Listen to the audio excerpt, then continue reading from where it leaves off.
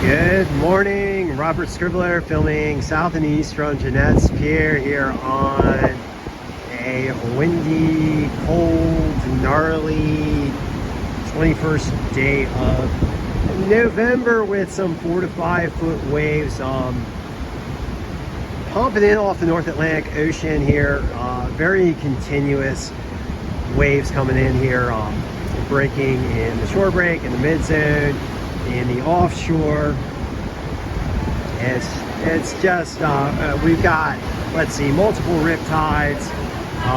Sandbars have shifted around, and yeah, it's just rough and gnarly out there. If you do get out there, you're going to get tossed around. You're going to get pulled in like 5 directions by the currents, like I was, and you're going to have to duck dive under multiple cold waves. And you might catch a few and get tossed around a lot. But nonetheless, maybe some waves to be had. I don't know. I don't see anyone out here. All the other people I saw walking on the beach just kind of gave me the sign and said good luck. So not the best day for surf today. Another very rough onshore day. Okay, so let's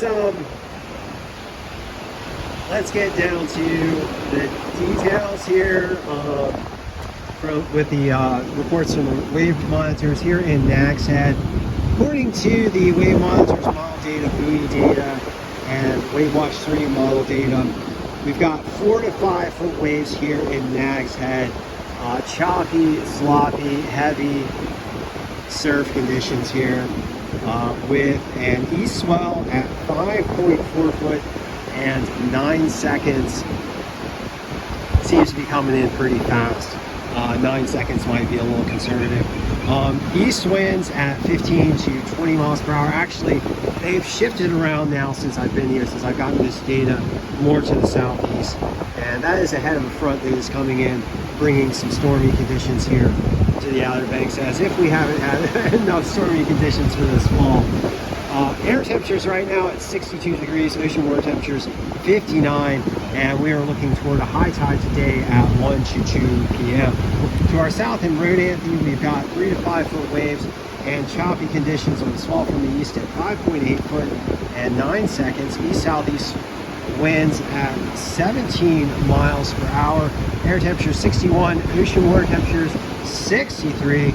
And at Buxton, we've got 4 to 5 foot plus waves and choppy conditions with an east-southeast swell at 5.6 foot and 9 seconds. East-southeast winds at 19 miles per hour. Air temperature 64 degrees. Ocean water temperatures all the way up to 67. Quite a bit warmer there in Buxton. And last of all, at Frisco, we've got 2 to 4 foot waves and choppy conditions. So no nice breaks on the Outer Banks today. It's all choppy, sloppy, rough, just like class 3, 4, and 5 rapids out there. Just very nasty and gnarly. We do have the front sweeping in from the west, and that is turning winds to the south and southeast throughout the day, bringing slightly warmer conditions. Although right now I do not feel warm at all because I've been in that cold water. And we do expect things to warm up a little bit with that southerly swell. Southerly flow, and winds possibly shifting in from the southwest on Wednesday and Thursday, maybe bringing in some cleaner conditions depending on your location. Looking at the tropics, we have a disturbance in the Central Caribbean, which has a 10% chance of developing. We've had off and on disturbances in the Central Caribbean.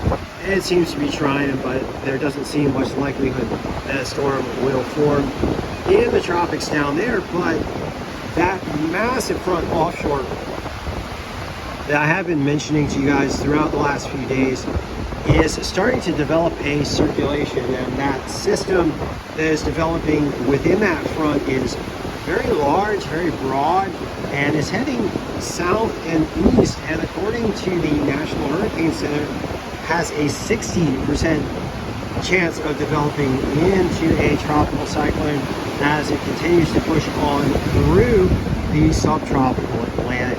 All right, so thank you for joining me for this gnarly session of the OBX and wave report. We have had a very gnarly fall here in the Outer Banks, and it continues. Thank you for joining me once again as we get in toward Thanksgiving. And as I always ask you guys, please do everything you can to help protect our coastlines from the impacts of climate change driven by fossil fuel burning. The main effort right now that we can engage in to protect our coastlines is to mass deploy clean energy, mass deployable forms of clean energy right now being wind, water, solar, electric vehicles, and seems to be an emerging green hydrogen economy as well.